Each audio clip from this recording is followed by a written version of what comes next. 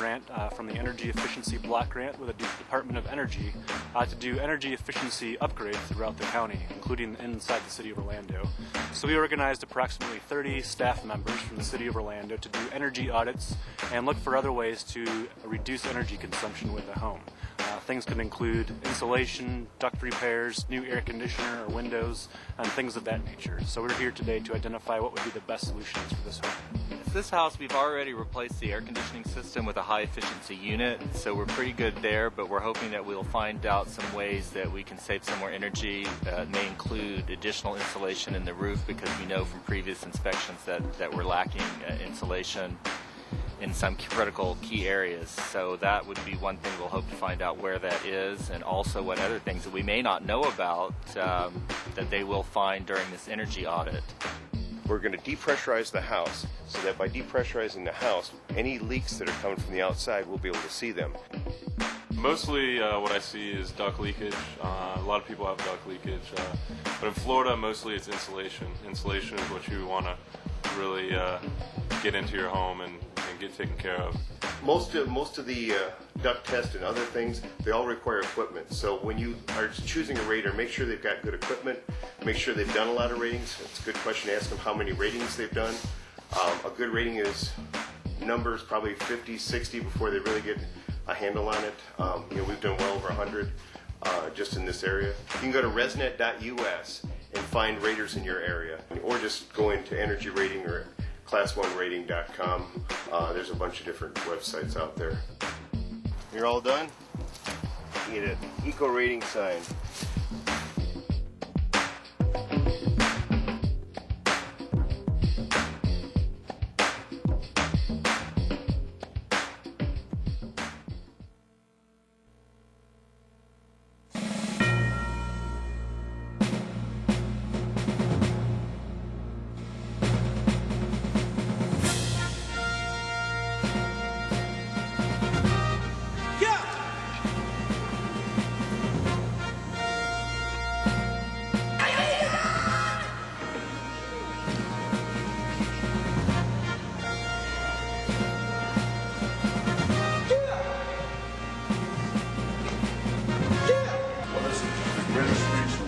What have you seen for your life that why we need to do this in particular?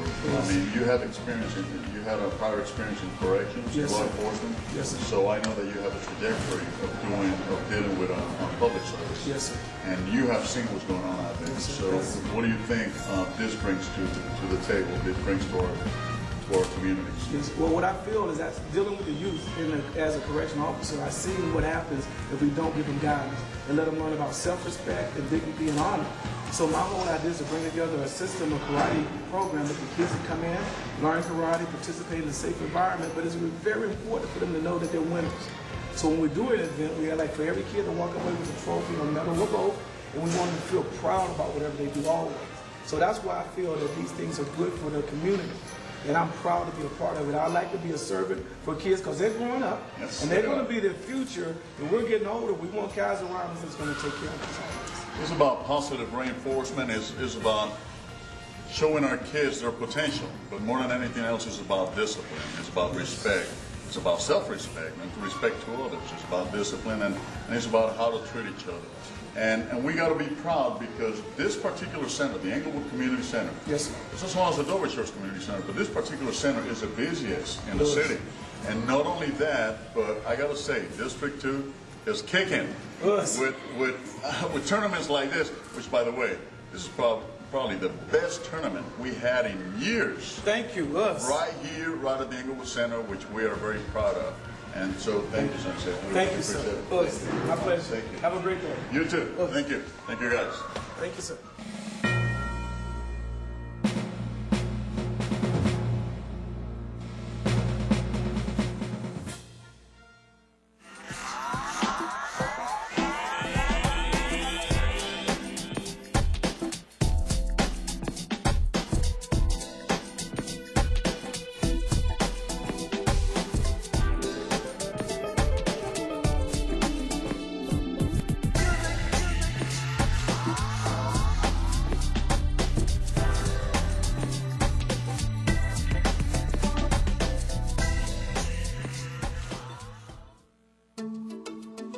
It started with an idea.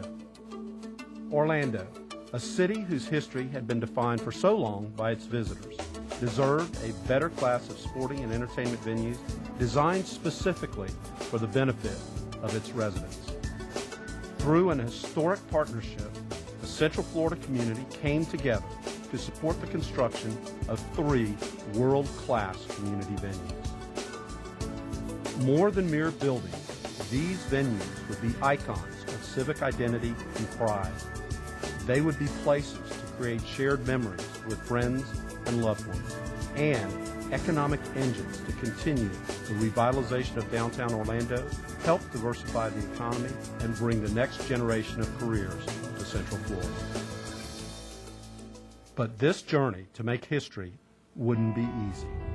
As crews broke ground on the Amway Center, America's economy began to falter. Jobs disappeared, the housing market slumped, tourism slowed.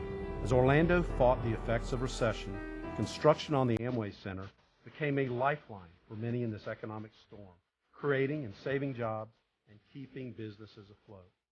In spite of it all, the community rose to the challenge and stayed the course.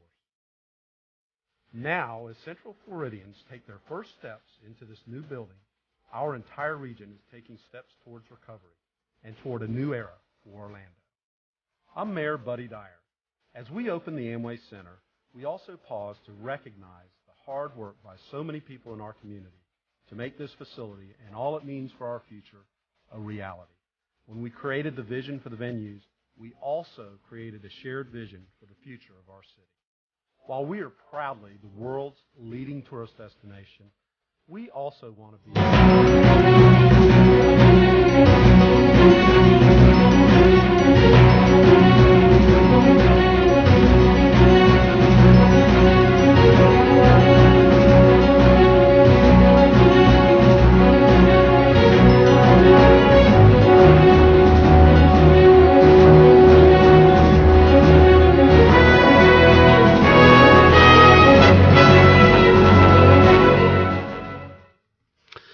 Good morning, Commissioners, and welcome to the January 24th, 2011 workshop of the Orlando City Council. Robert Bowden is here today to give us an overview on the long-range visioning process we're going through for Lou Gardens, which is one of our great community assets. You will probably recall that we did a master plan back in 1993, so it's about time that we update that master plan. It's also Lou Gardens' 50th anniversary, so you are able to visit the park for free on your birthday. Alan, are you introducing Robert? Is that why you're there in the front row? Okay. Alan Johnson, Good morning, Director of Venues. Good morning, Mayor, and good morning, Commissioners. Happy Monday. I just want to say that Lou Gardens is one of our great assets of our community, and we really treasure and honor what it brings to our community. In fact, I often say it's one of our better-kept secrets, so we're going to certainly work on the future of making it not such a great secret. But we also are very fortunate to have a great executive director over there, Robert Bowden, who's nationally known not only for his horticultural skills, but for his writing and cooking skills as well. So I'm going to turn over to Robert to update us on the master plan, Mayor. Thank you, Alan. Robert, welcome. I don't know about the writing or the cooking skills, but thank you, Alan. Good morning, Mayor and Commissioners. This morning I have the honor to describe to you the process and some interesting ideas that we've come up with for the 1993 master plan update. As you know, the original master plan for Lou Gardens was done back in 1968. And then in 1993, a substantive master plan was created with really landmark individuals from all over the country and input from the community. And I must tell you, in my 30 years of managing a public garden, probably the best master plan I've ever seen.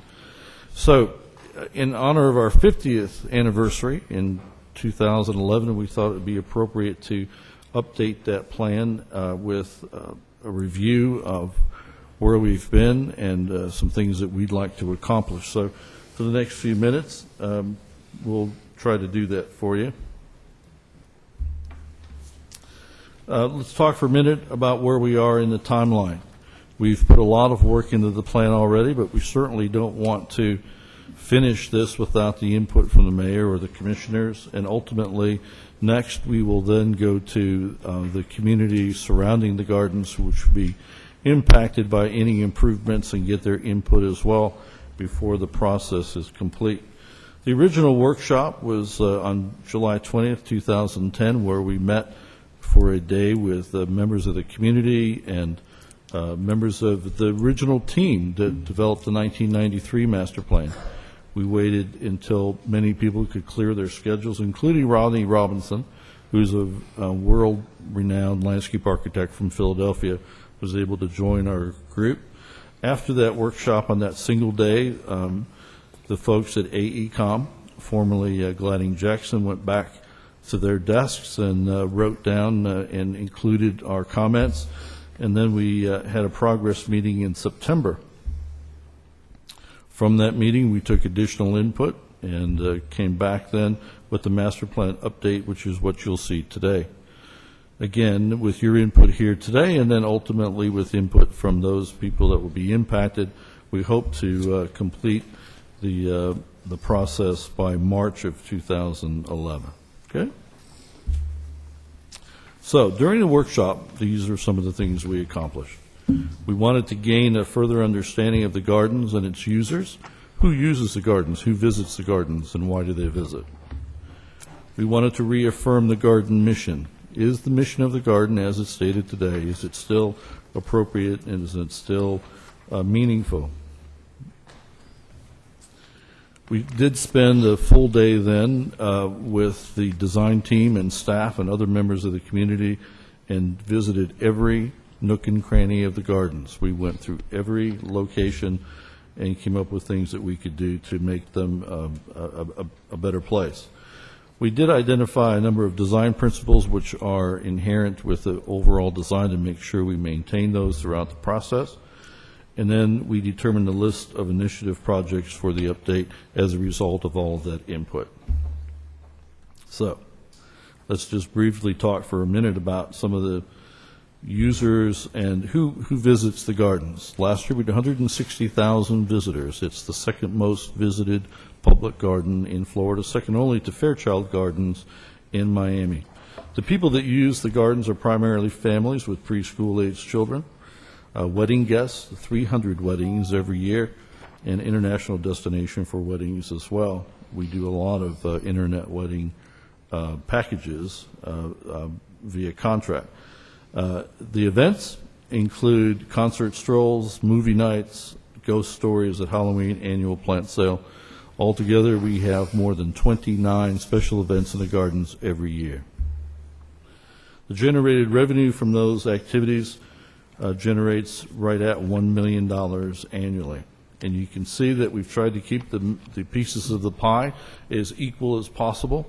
So for whatever reason, if the economy were to run into difficult times, we wouldn't put all of our eggs in one basket. So if one falters just a little bit, the others will keep it up, we hope.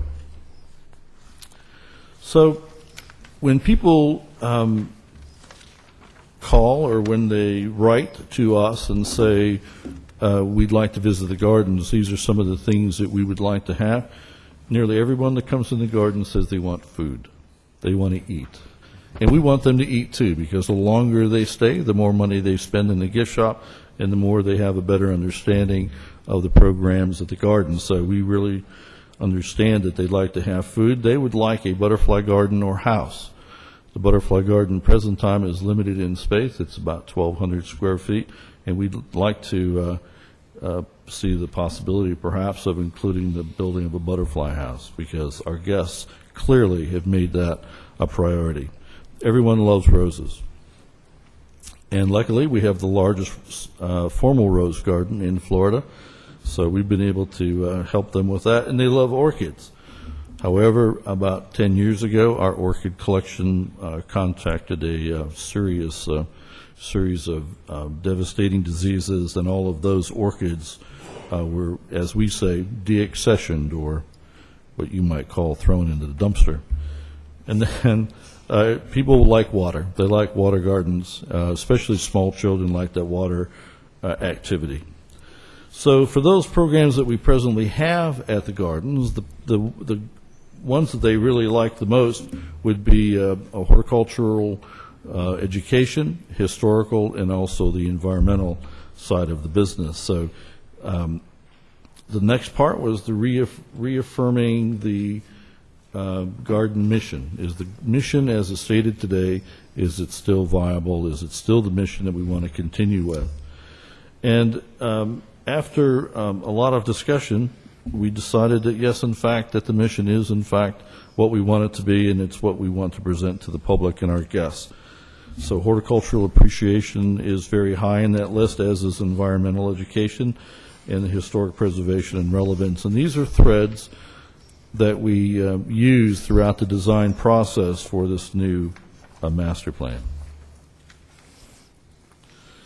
Well, as I said, we took the entire group, including the landscape architects from AECOM and Rodney Robinson, Nancy Prine, who was on that original design team as well, staff and members of the community went through the gardens. And as I say, we went through every location to decide how best to utilize whatever space was there and make our guests' visit more enjoyable. We identified a number of really important design principles. One, which is overwhelming through all the design process, and that is to maintain and honor the Lou heritage and the garden's historic character and vernacular. That would preclude, I would think, as we begin, you will see that there's no water slides or roller coasters included in the master plan, because that's contrary to the vernacular, the character that we want to maintain at the gardens. We want to provide a welcoming environment with the help of City Council. In 1995, Garden House was built out of the general fund and has made a significant difference in how people see the gardens and acts as a gathering point for our guests as they visit the gardens. And it also gives them an opportunity to receive the high level of customer service that we're known for. One of the things that we identified early on is that there are combinations of the day use visitor, the people that are visiting the gardens who may be visiting from out of state, who are in flip-flops and shorts and tank tops. And they are combined with people who are visiting the gardens for weddings or special events. And it makes both groups very uncomfortable, and so we needed to come up with a solution to that problem. We wanted to make sure that whatever we do, we continue with our environmental underlying theme, which is make sure that we maintain environmentally sensitive operation of the gardens and try to communicate those principles to our guests, both through daily activity and also through all of our more than 200 classes that occur at the gardens every year. We definitely want to expand the users groups of the gardens and to better serve the community. We understand that there is a limited number of people that visit the gardens because it's seen as a place where older people go to see plants or maybe to attend a concert, but we want to diversify the groups that visit the gardens dramatically and help diversify our funding sources. We want to position the gardens as an essential service. We want to look for new ways to market the gardens, and we never miss a chance. And that's the great thing about being part of the Orlando Venues Department is we're sort of in the garden, wedding, special event business, and the other folks in the Orlando Venues Department offer an amazing array of marketing talent, and they give us new ideas all the time on how we can improve our message to the public. So we're very proud to be a member of the Orlando Venues Department, and they really help us out a great deal. And we also want to make sure that the garden's mission is fulfilled by including, through this master plan, new economically viable improvements that hopefully will increase attendance and thereby increase generated revenue.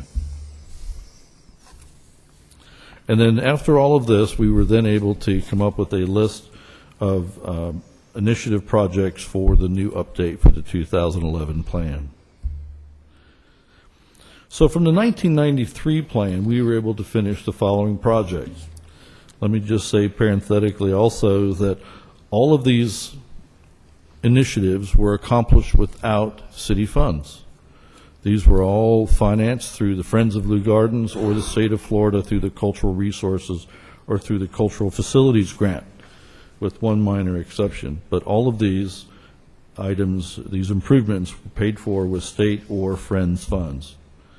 So the Tropical Stream Garden, which put us on the map, I think, for having one of the finest collections of tropical plants in America.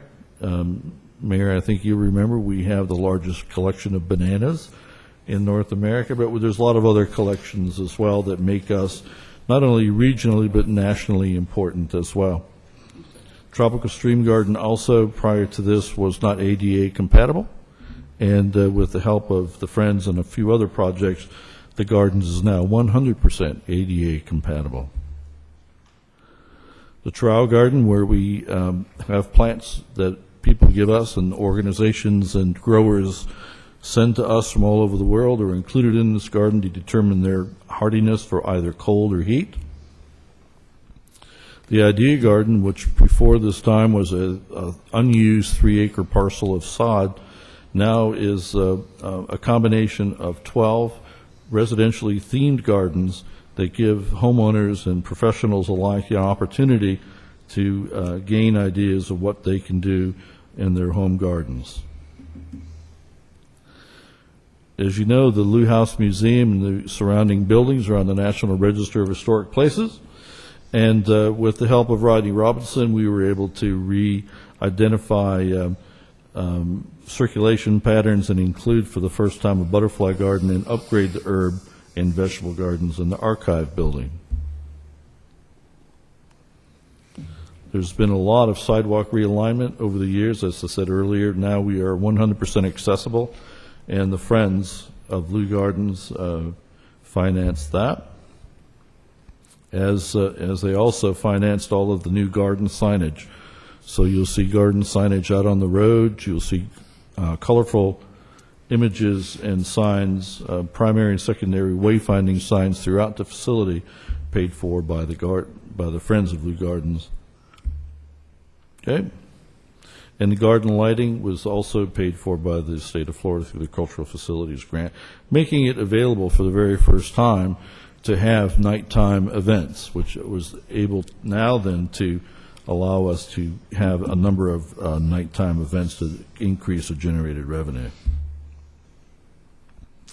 From the 1993 plan, those items that are left over that we still think are viable and would offer our guests an experience that would be worth remembering would be a water garden at the Idea Garden. We'd need to put restrooms near the Idea Garden Pavilion so we can rent that facility and add to our generated revenue.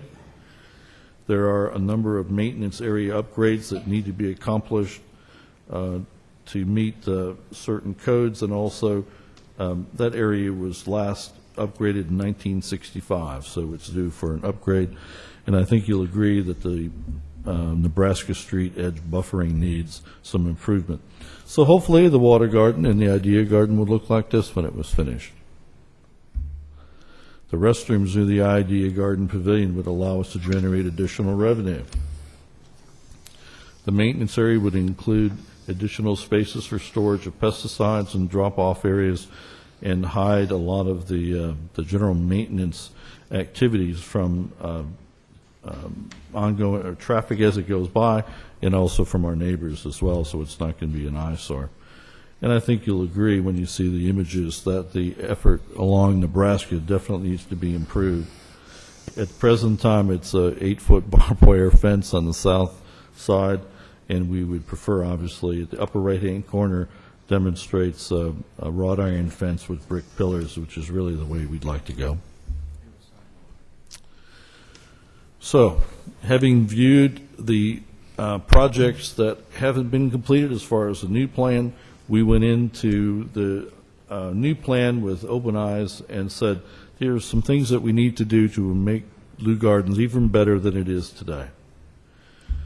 One thing we definitely need to do is improve garden circulation, make sure the paths make sense, make sure our guests have the ability to get from one area to another. We need to improve the garden visitors' entry experience. So instead of simply walking through chain link, roll gate, we want them to realize that they're going into something that's very exciting and worthwhile. Staff identified a need for additional parking. If any of you have, and I know all of you have attended a number of our events over the years, you will recognize that parking is at a premium at the gardens, and anything that we could do to improve the total number of parking spaces would be a benefit. And so even if it's 35 to 50, I know when we build 8-story parking decks, it doesn't seem like much, but for us, 35 to 50 parking spaces mean a world of difference. So we needed to look at additional parking and how we could make that occur. As I said earlier, the primary interest from our guests is to perhaps include a butterfly house, and staff has recognized the need to upgrade the amphitheater area for our special events to make it more user-friendly for our guests. And last but certainly not least, the area adjacent to the lake along Lake Rowena.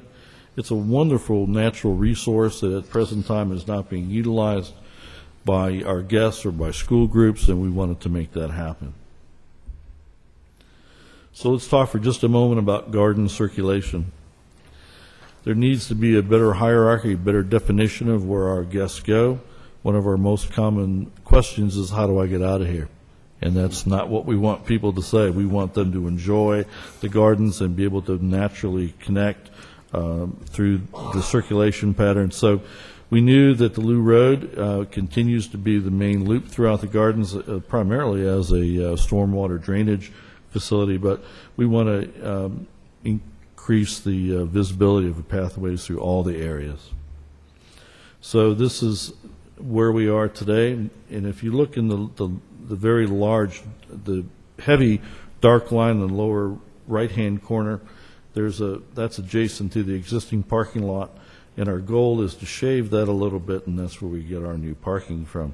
But just look at the overall plan and make things circulate better so our guests have a better opportunity to travel through the gardens without getting lost.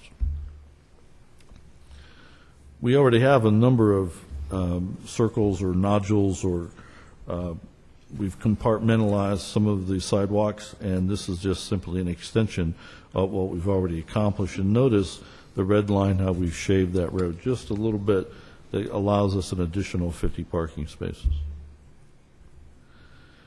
This is one of the exciting parts in my mind about the new master plan, and that is improving the overall garden entry experience. You may remember that the gardens is really broken up into two distinct areas. There is a 40-acre parcel where the gardens is located, and that was deeded to the city of Orlando in 1961, and very limited building and or changes can be made on that property without the approval of the Harry P. Lou Foundation. The additional 10 acres where Garden House is presently located was purchased by the city in 1961 and has no deed restrictions. So before you ask, are we able to do all of and create all of these wonderful opportunities as the entry space? If it happens on the 10-acre parcel, we can do it. If it's on the 40-acre parcel, we have to be a little more careful. So we really want to enhance the guest experience as they leave Garden House and begin to enter the garden. Keeping in mind that the guests have said on numerous occasions that we need food, we need a cafe. We need to separate, as we said earlier, we need to set the daily visitors away and apart from the wedding guests. Internal audit tells us time and time again that when our guests pay and receive a ticket, that ticket needs to be given to someone else for checks and balances, and that is not happening at the present time. And there is, quite frankly, a significant lack of emphasis at the garden gate. It really doesn't set the pace for what you're about to see. And the retention pond, which is part of the building of Garden House, is a 3-acre parcel that I'm sure from stormwater drainage is absolutely essential. But we've been told by engineers that we can probably better use that space and still have it do what we need it to do from stormwater point of view. So, here's some opportunities. We see we have an opportunity now to add a place where people can get food and drink, create an entry feature of some sort, whether it be water or a cafe. Also, our guests have said on many occasions that they're inspired by the gardens. They want to take some of these plants home and plant them in their garden as a memory of visiting the gardens or to improve their gardens at home. And at present, we don't have a place to sell plants.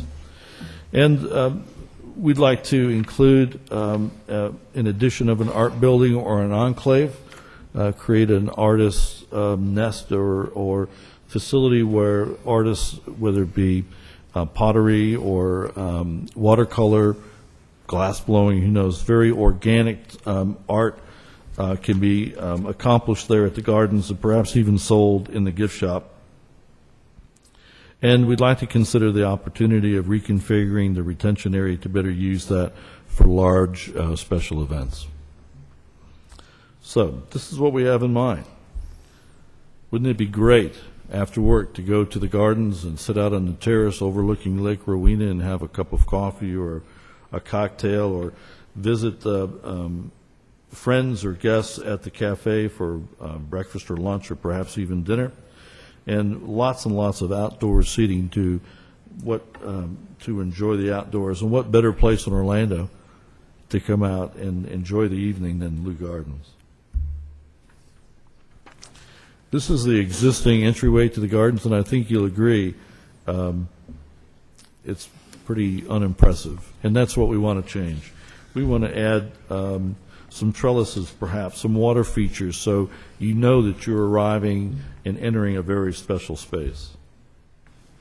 And also be able to, on your way out, to be able to purchase some plants, sort of reminding one of your visit. And we'd also like to move the gift shop from its present location indoors to that space, so everybody that exits the gardens will have to walk through or past the gift shop as they go by. Because, as Alan says, it's all about the money. So the art building, the enclave, it's be a very flexible space, about 4,000 square feet or so, located on Lake Rowena's edge. Be available for public classes, perhaps even leasable studio space, and great opportunity to create an additional exhibit space. In addition to the gallery that we presently have at Garden House, we would create an additional space as well, and would offer a controlled connection to the gardens. I think you'll agree that this is our retention pond at the gardens, at Garden House, and I think you'll agree it's a tremendous waste of space. If we were to somehow fill that in and still be able to maintain water retention and water filtering before it enters Lake Rowena, a waste of 3 acres now becomes a tremendous opportunity for us to have some very nice, large special events in that space and generate additional revenue. So from an aerial point of view, the retention pond is on your left, north to south. Garden House is at the top of that picture. Parking lot is on the right. So imagine going from this space to this space instead. A large activity space where the retention pond used to be, a building in the lower left-hand corner, which would be the artist enclave, the cafe and plant sale gift shop area in the lower part of the middle, and we perceive that guest space, the cafe, also be available to people that would want to visit the cafe only and not enter the gardens, so it become a destination point as well. As I said, additional parking. Parking is a premium for us, and we certainly understand the difficulties of our guests parking in the neighborhood and the impact that it has on our neighbors, and we want to be a better neighbor. So to do that, we wanted to add a few additional spaces, and we identified two different locations, but primarily in the lower right-hand corner or the southeast corner of the gardens. We can add, if we modify the road that runs through the center of the garden just a tad, we can get an additional few spaces there.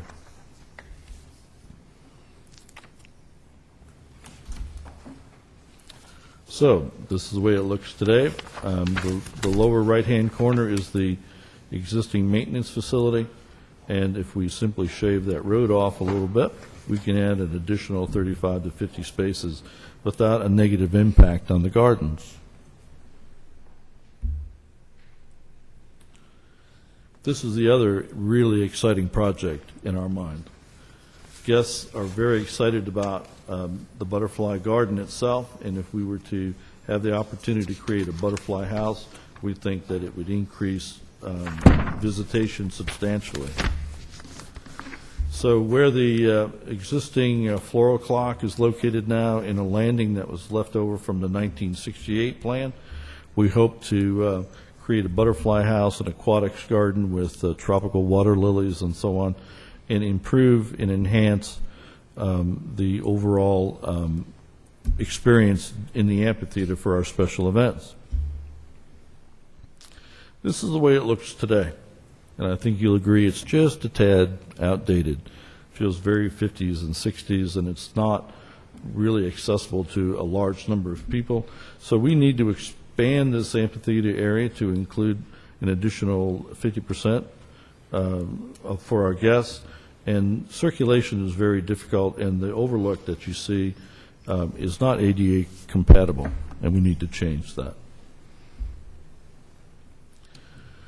The butterfly house would, in fact, pull guests from different areas of the garden to the far west area of the garden and would act as a destination or rest stop for that part of the garden, which we presently don't have.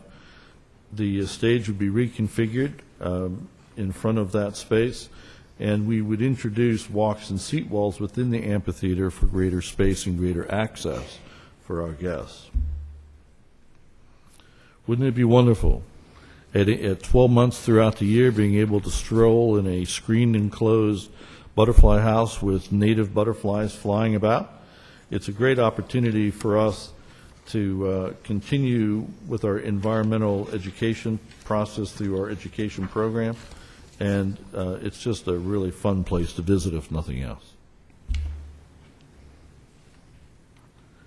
It would be architecturally unique, and we've already passed the idea by the Harry P. Lew Foundation, and they're not opposed to this type of facility on that location because it's primarily for education purposes. And a small aquatic pond for tropical water lilies, and a reconfiguration of the amphitheater space to include seat walls and walk along the front edge of the lake, which we presently don't have, and would include rentable patio dining space in the back for special events. The growing greenhouses are in the upper left-hand corner of this picture. The floral clock is in the left central. The landing is in right central. So our goal is to increase the space by 50% for our guests, add rentable space for events, and include the butterfly house. So we propose this look instead. I think you'll agree it's far better than we have at present, and still maintains the character and the vernacular of the historical part of the gardens, but offers much greater opportunity for our guests for special events generated revenue. And last but not least are the lakefront improvements. The lake, in my mind, is underutilized. It's an extraordinary fine freshwater lake, and it has tremendous opportunities for us to help educate the general public about how they should treat their lake edge or streams in an environmentally sensitive way. We certainly want to get children involved and have them learn more about freshwater ecosystems in Florida, and what better way to do that than to improve the area along Lake Rowena. These are the issues. Right now, there's no interaction with the lake whatsoever except an overlook, which we call the Wyckoff Overlook, which used to be a stormwater drainage facility, but when Garden House was built, we put in a much more sophisticated sifting system, so this system that is underneath this overlook is no longer needed. Our guests have told us many times that we need an additional space for 60 to 100 people for either a reception or for a gathering, and we also need to treat our stormwater before it enters the lake from areas throughout the gardens. Like I said, it's a beautiful Florida lake edge. We have the Wyckoff. We need to improve that.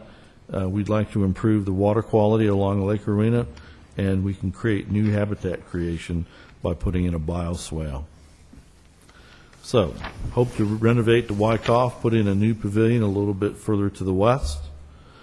We'd like to expand the existing boardwalks and maybe even putting low or floating boardwalks along the lake edge to improve our guests' experience. And at the present time, all of the stormwater drainage from throughout the 50 acres is funneled into a culvert and then directly flushed out into the lake. And instead, we would like to create a bioswale that would pre-treat that water through a series of engineering opportunities and be able to create some new biohabitats for education of our young people. So boardwalks, reconfiguration of sidewalks and so forth is key to making this portion of the plan work. So, to reconfirm where we're at, we are in the review and input revisions in late January. And so today we would look forward to your input and I'd be glad to answer any questions you have concerning the master plan where it is today. And then hopefully in March we can come back and we can present the final master plan for Harry P. Lou Gardens sometime in March or early April. Thank you, everyone. Any questions or comments you may have? Thank you, Robert. It's nice to have somebody that has such passion for our Lou Gardens, and that's a very comprehensive and thoughtful approach to looking to, I guess, the next 20 years or so for the gardens. Commissioner Stewart, then Commissioner Lynham, then Commissioner Diamond. Robert, thank you very much. Yes, sir. I appreciate it and appreciate the work that you do over there and get a chance to brag on you every time I can. A couple of things that just come to mind, and you kind of glanced over it, but in the original master plan of 93. 1993, yes, sir. Tell me what things we accomplished. You mentioned here what was left out. Give an idea of what we accomplished in that, and then I'd like to kind of got a couple of quick questions for you. In the 1993 master plan, there were 17 initiatives as part of that, and there was a slide that included the building of the tropical stream garden and the idea garden. So all but all but 5 of the items that were part of that original plan have all been accomplished. We reviewed the remaining 5, decided that one of the 5 wasn't of value anymore, given the inclusion of the idea garden. So we still have 4 projects left over, but tropical stream garden, idea garden, lighting, ADA compliance were all part of that original plan. And like I said earlier, all of that was accomplished without any city funds. I guess I'm asking a question a little different way. Okay. What did it look like in 1993 for those who are listening here? Because part of the challenge is once you go, we've accomplished a great deal. So what did it look Certainly. like in 93? And then that kind of will give a perspective as to what it can look like in 2033. Well, I'm going to be real honest with you. I came from Atlanta to Lou Gardens, and I had the master plan in my hand, and that's what brought me here. There was such great vision for the gardens of where it wanted to go and what it wanted to become that I knew this is a place I had to come to. Great vision in the plan, very detailed. As I said, probably one of the best ones I've ever seen. In all candor, the gardens is much like the gardens it is today in many areas in that it's a 50-acre private estate of someone who purchased a property in 1936, so it included a vast collection of camellias. It's the third largest camellia collection in America. So that makes it not only a resource locally and regionally, but nationally and internationally. A lot of azaleas in the springtime, and not much after that, quite frankly. There were weddings, and there was a rose garden, which is quite pretty during the spring and the fall. But before the building of Garden House and some of these improvements, I must admit that on a day or two in August or September when it was 98 degrees and 90% humidity, and walking through a garden may not be at the top of your list to do, the highlight of the day for staff was raising the flag in the morning and taking the flag down in the afternoon. We had maybe one car, maybe one visitor. So it has changed dramatically. As I said, we had 30,000 guests a year visiting at that time, but after these improvements, I'm proud to say that we're able to tell you that we have now 160,000 guests. We have 30,000 guests in March alone. So it's made a dramatic come around, and it's this group here that made it happen. The other area that excites me is the idea of expanding user groups. So when you talk about user groups, you're talking more of the orchid group, the camellia group, the rose group, or are you talking expanding into civic organizations as groups? Tell me a little bit how you define the user groups. We would, when Garden House was built, and because now for the very first time in our history we had an opportunity for these various user groups, the orchids, Rose Society, bromeliads, I actively went out and sought these organizations to come meet at the gardens. We went to another facility which shall remain nameless, and I said, I think you could probably do a little better than this, and we can give it to you for this amount of money. And what that means then is they visit the gardens, they walk by the front desk, they learn about our special events, they learn about our classes, they learn about our summer camps, and so on. Those are user groups we already have.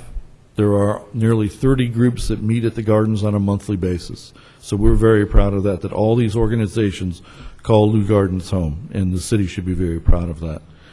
The user groups that we're looking at primarily in the future through these improvements are those guests who might not even know about the gardens yet, or the business community who can recognize Lou Gardens as one of the finest business meeting opportunity sites in all of Central Florida. We have all the newest and greatest technology that they expect. They may leave their board room coming to the gardens for a retreat, but even though it's a retreat, they do expect all the technology to follow with them, and we have all of that. So there's a wide array of other organizations that we need to introduce the gardens to. Yeah, I could easily see a morning Rotary meeting or something being out there because you just don't need a whole lot of that restaurant activity there. Well, between the gardens, for those types of user, that's as a regular meeting group. Between the gardens themselves and Garden House, it's not unusual for Lou Gardens to have between 45 and 50 events every week. So it's a very busy place. Not all of them include food. Not all of them are garden-oriented, but we try to be a good neighbor, and that's a lot of events for a small staff.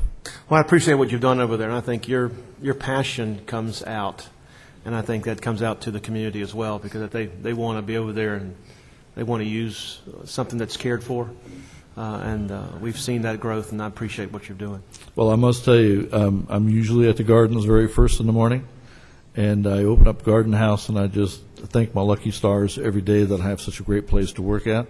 And I have to tell you, with all the people that are here, and maybe the people that are listening might be the exception, but we really do have the best group of people working at Lou Gardens. They're very, very passionate about what they do.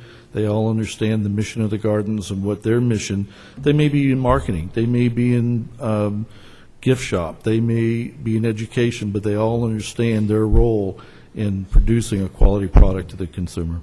And your partnership with the Lou Foundation just continues that mission building, which I think is important. Well, thank you very much, Robert. Thank you very much. Commissioner Lyon. Thank you. Thank you for the report. Yes, ma'am. It sort of reminded me as a youngster, I lived on a dirt road, and people didn't understand where dirt poor came from. I mean, you lived on dirt roads and had dirt yards. But I remember at 10 or 8, I planted a lawn. And I think you know my story. I consider myself a little gardener, but since I've been on council, I've been just terrible at it. But I know when I was at Bryn Mawr College in '68, we would often go down to Delaware's DuPont facilities. And your visioning just now reminds me of the gardens in Delaware. DuPont designed, 100 years ago almost. And I really appreciate that. I was hoping you had an aerial view of the now and the proposed, where we can literally look down on the 50 acres and map it to see its movement. But I think it's not just about money. I think it's about value. And when we move on these improvements, we will have value for the community and value for our visitors.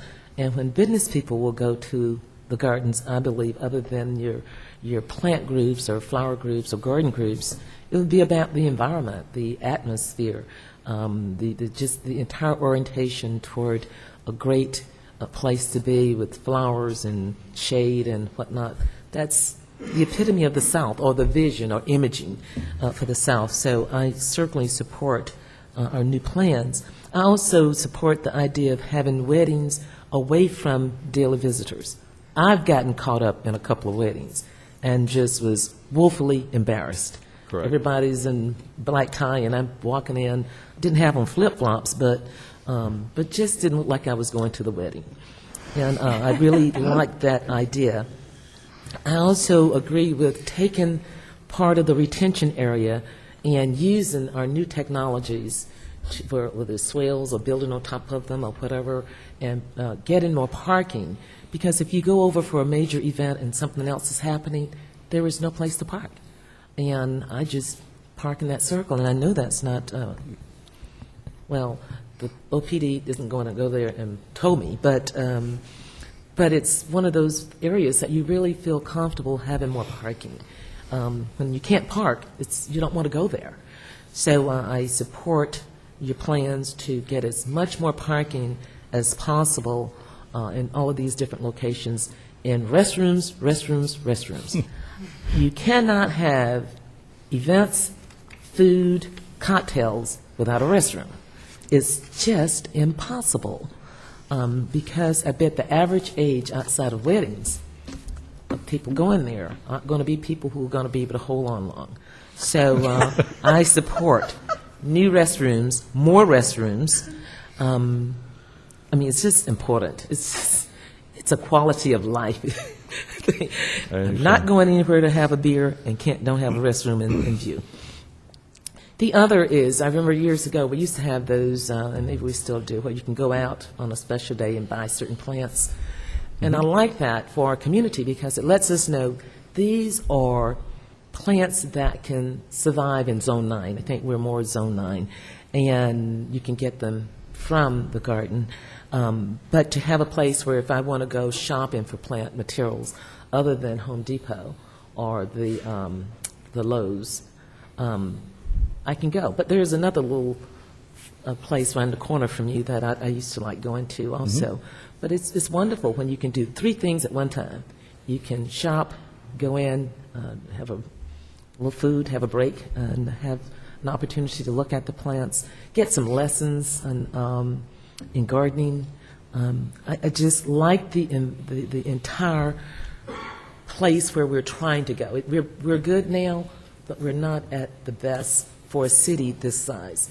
I think if we're going to have light rail, high-speed rail, commuter rail, we ought to have botanical gardens or gardens where people want to go and have real special events. If it's no more than strolling, I would think young couples will certainly, I mean, for dates, I don't know, maybe they don't do that anymore, but go to the park and stroll. I mean, well, the young people won't do it. I would love to if I had a date, but I haven't had one to go over there, but that's what I would do. It's far too much information. Yeah, I know. Well, maybe that will get the word out there that if there's someone who wants to stroll in the gardens, I'm available. But I love the idea of moving this space, and we're not enlarging it. We're Correct. just utilizing the space a little better and updating some of the old look and refreshing it. So I support that, especially the butterfly house. This just makes sense to me. Have you been at the Delaware? And I think you told me you had been Yes, ma'am. 100 times. I think you did. You work there at one time, or what? No, ma'am. Okay. One can only wish. Oh, okay. Isn't that one of the most beautiful places? It's one of in the world? outstanding gardens in the world. Yes, actually. it is. It's Yep. just phenomenal. But your picture of the butterfly house immediately moved me there. Yep. So I certainly do support our moving forward on the gardens. And thank you for a great presentation. Those are precisely the type of memories we're trying to create. Yeah, thank you. Thank you. Commissioner Diamond, then Commissioner Sheehan. Thank you. Good presentation. Thank you very much. Thank you, sir.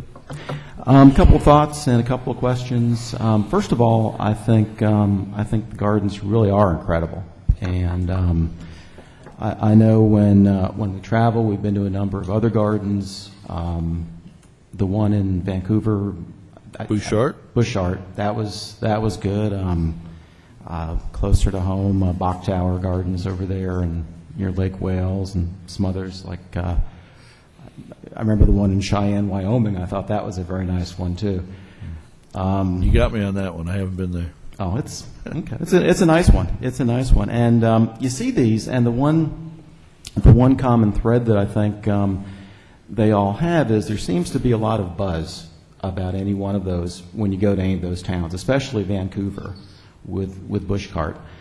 And one thing that I've always been kind of puzzled by is in a community like ours where we have the tourist base that we have, why we aren't getting more of our visitors to come here. And I don't know if you've done, I know sometimes when you go to attractions, you'll get asked for your zip code, and I think people do that probably to see where the visitors are coming from. I don't know if you've ever done that or not. We do that now. Okay. Mm-hmm. What is the breakdown? What is it between locals? It changes seasonally. A lot of the locals, regional guests visit in the springtime because that's what we're probably best known for historically. And the rest of the year, it's probably 70-30 out-of-town guests, with the exception of our special events, of course. But it's probably 70-30 out-of-towners, and then our special events give that's virtually 100% local. Do you think there's more people do you think there's room for growth or a lot more growth Yes. with the out-of-towners? Yes, absolutely. And certainly with all the activities that are going to take place in getting people from one place to another, we're looking for opportunities to get Lou Gardens hooked into that, because one of the things that people have the hardest find is trying to find us. Be one thing if we were in Lock Haven Park, the Science Center, the Manila Museum, the parking deck, the Orlando Museum of Art, Shakespeare Theater, all of that is in a central location, and we're sort of down the road and around the corner, a few corners, and it makes it a little more difficult for us to find. And you're right, there is a buzz. When you go to Philadelphia, you go to some of the larger towns, you go to Delaware, everyone talks about Winter Tour. They talk about Longwood Gardens. It's one of the places to go see. On the other hand, if you consider where we were just 18 years ago to where we are today, I think we've made dramatic improvements. I think the improvements that we discussed here are going to be significant changes in how people view the gardens and the number of visitors that tour the gardens. Butterfly House probably being number one. That will really bring the groups in. And I'm not interested in just money. I'm not interested in just people, numbers coming through the gardens, although that's certainly important to keep the facility going. The side shoot of that is making people more aware and appreciative of the environment in Central Florida. It's a very unique place to live, and we have to make sure that people that live here take care of it. Yeah, well, and I think you're right, although the thing about getting visitors is obviously it's going to help you pay for some of the things on your list. Correct. And I think that especially if you get the out-of-town visitors, I suspect they'd be going there obviously during the day. I think there'd be less impact on the surrounding areas that you might have with some of your nighttime or evening events when people might be a little more concerned about it. So I think, I don't know what else can be done to try to work on that market segment, but it seems like it's a good segment. I think those folks might be more inclined to buy stuff at your gift shop than some of the locals who might be coming by the gardens every week or so, or every 2 weeks. A couple other thoughts. I thought it was good that you're going to have the workshop in the neighborhood. I think you also might want to have something focused on a more city-wide audience. I think Lou Gardens is one of those things that you've got a lot of people around the city that are fans of Lou Gardens and might want a chance to participate in that discussion.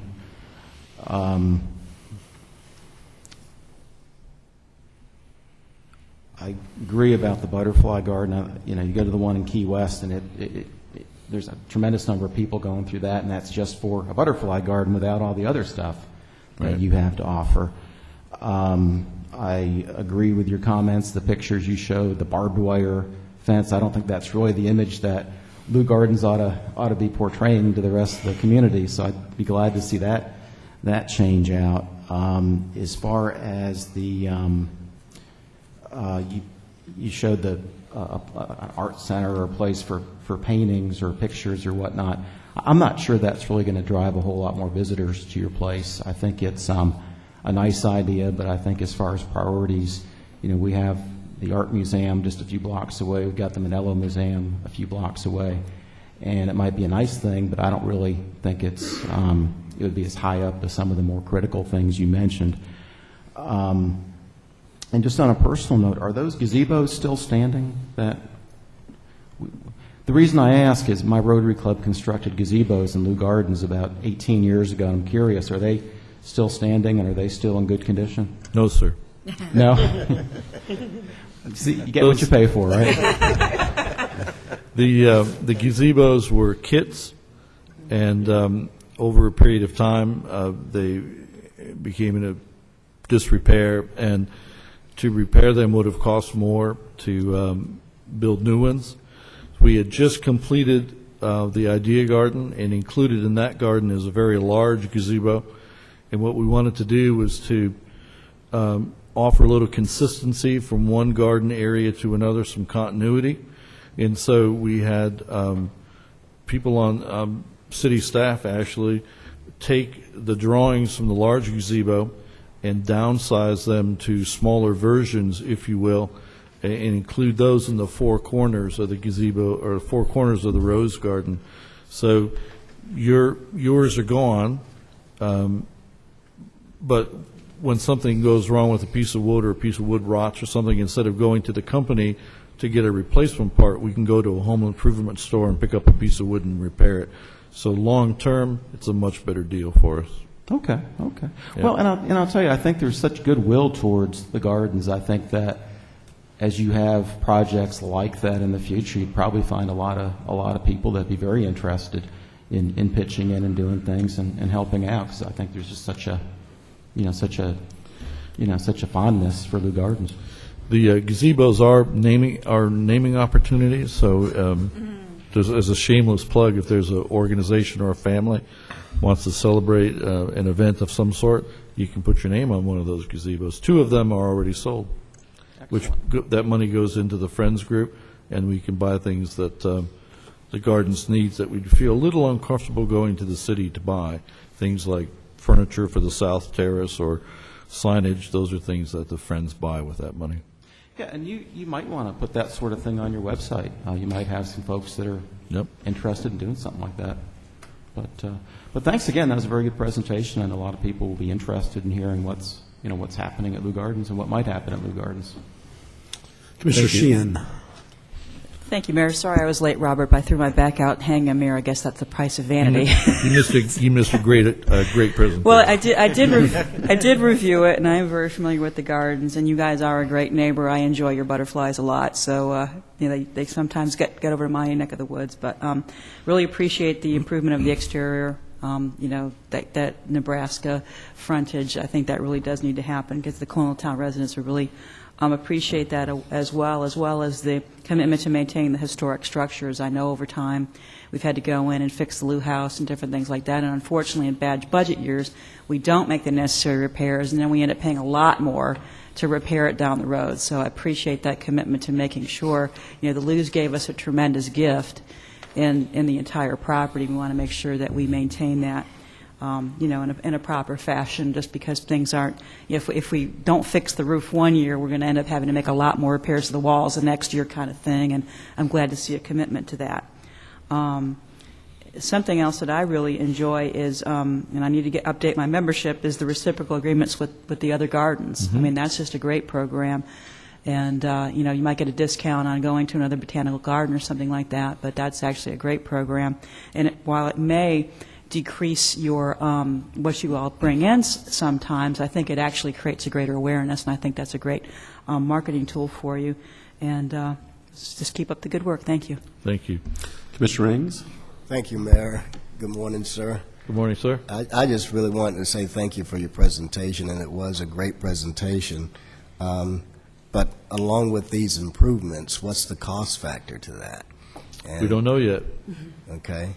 We're trying to get all the input as much as we can and make the tweaks, make the changes so we know exactly what we're looking for. But included in the scope of services from AECOM was a final determination of approximate costs in today's dollars for each one of these new initiatives. Okay. And that would also go hand in hand with the funding sources or source for these improvements? We don't know that. I have to tell you, when we saw on the original master plan 17 initiatives, we were sort of wringing our hands, not knowing where the money was going to come from to make those happen. Looking back, I'm still sort of curious how it all happened as well as it did, but it went very well. And as I said, no city dollars were used for those initiatives. We're not sure, given the economic climate, where the money comes from to do any of these new things. But you eat an elephant one bite at a time. And so, the idea was to get this master plan, get as much input as we could from the community and from the city commission and mayor, tweak it as best we could, get the numbers for it, and then we'll go out and try to find the money for it. Yeah, and I was also concerned about the size of the staff with these improvements. What type of effect would that have on your staff? I'm sure there'd be some type of increase, and again, funding sources from that perspective too. Well, certainly we're not going to embark on any new initiative that's going to cost additional dollars without that new initiative covering the cost and then some of that. We're not in the business to lose money. We're in the business of creating memories and also being able to fund these initiatives in an appropriate manner. So I'm not going to tell you that by installing and building a new 4,000 square foot butterfly house that there won't be additional staff necessary to make that happen. However, the additional income that butterfly house or aquatic garden or cafe would bring in would certainly cover and then some. And even though we're not an enterprise fund, we certainly want to make more generated revenue that we do today. Security. Current security, and then through the expansion, more security. Because I kind of see that as you kind of expand out, that there's going to need to be a little bit more uniform security presence there. We have discussed it, but there hasn't been a budget allotted for that. I can tell you that Orlando Police Department has helped us on numerous occasions, and when we put a call out for help, they're there within moments. So at the present time, we're relying on their efforts, and knock on wood, it hasn't been an issue. I've been here 18 years, and we've only had one instance of vandalism in that time. I think people respect the facility. They respect what we have. All of the buildings are alarmed, and so all of that is secure, and we feel comfortable with our responders' response time. But OPD has helped a great deal making sure that we remain safe and our guests remain safe. You know, early on, I had 2 questions that I had written down, and one was about the lakefront improvements, and of course you went through that in your presentation, and I really appreciated that. And then the other was parking, because I've been there a couple of times or so where parking was certainly an issue, and but we kind of made it through that.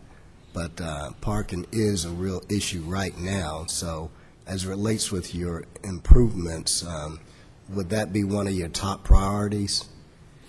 I can't see putting in a cafe or certainly a butterfly house that's going to generate the number of people that we think it will without addressing the parking simultaneously. Okay. And since you said that, too, because this cafe with the Panera Bread type of... I didn't mean to use Panera Bread specifically, but it's Panera Bread type of cafe where there's soup, sandwiches, not a sandwich shop, but a little upscale where people can enjoy themselves. Right, and I was just thinking, you know, even with partnerships and that sort of thing, maybe a Panera Bread may want to come in and actually build it up and all of that. And I'm just thinking right now, but what do you kind of think about that? We would certainly talk to them if they came to us. Okay. All right. Well, thank you very much, Mr. Bowden. Thank you, sir. Robert, do you feel like the Gardens has fully recovered from Hurricane Andrew at this point? Well, that's I didn't mean to make it a difficult question. No. In general. The real legacy of Hurricane Charlie, I think, won't be... Charlie, not Andrew. You're right. Yeah, Hurricane Charlie wasn't the amount of damage that occurred. We lost 200 trees that were 24 inches or larger in caliber, and the essence of the gardens in many areas was changed significantly. But I think the real legacy of Hurricane Charlie is going to be the ongoing difficulty that we have with invasive plants. Hurricane Charlie spawned a tornado that ran diagonally across the gardens from the southeast to the northwest, and it not only did it take out 200 large trees that were 24 inches and larger. We didn't even count; there were just too many of them. It also blew all of our mulch away. Now, that may not seem like a big issue, and certainly not one that I'd want to bring up in front of City Council, but it's important because, and I don't know who has our mulch. I suspect the people on the west side have beautiful gardens. None came my way. Disclosure. But it exposed bare soil, Yeah. and a number of the invasive plants were in full bloom at the time of the hurricane, and then, of course, the tornado, and it deposited to bare soil in full sun just tens of millions, perhaps billions of invasive plant seeds. And we had never had the horrible air potato and a vine that we affectionately called skunk vine, and a few others until that event. And now it's just taken over complete areas of the garden, and we have very limited staff to keep that up. So the trees, yes, we're sort of much over that. The camellias, quite frankly, are better than they were prior to the hurricane because we had them in too much shade, and they're growing much better. So they're much healthier. The collection is better as a result of that. But the real legacy will be the invasion of noxious weeds and the effort trying to eradicate those from the gardens. And it's right now we're losing. Wow. We're losing. It looks pretty bad in some locations. And last question, how many varieties of bananas do we have at the gardens? Nearly 100. Pretty cool. Yeah. Variety of bananas. Yeah. We have some that taste like peanut butter. Some taste like ice cream. We have little 1-inch pink bananas, which is sort of interesting, but we have one called Rhino Horn that's 2.5 feet long. Individual bananas, so That's a lot of cornflakes, you think about it. Anyway, yeah, we're pretty excited about our bananas, aren't we? Yeah. Well, thank you for the presentation. Yes, sir. Robert. Thank you for your time. That will conclude our workshop for January 24th, 2011.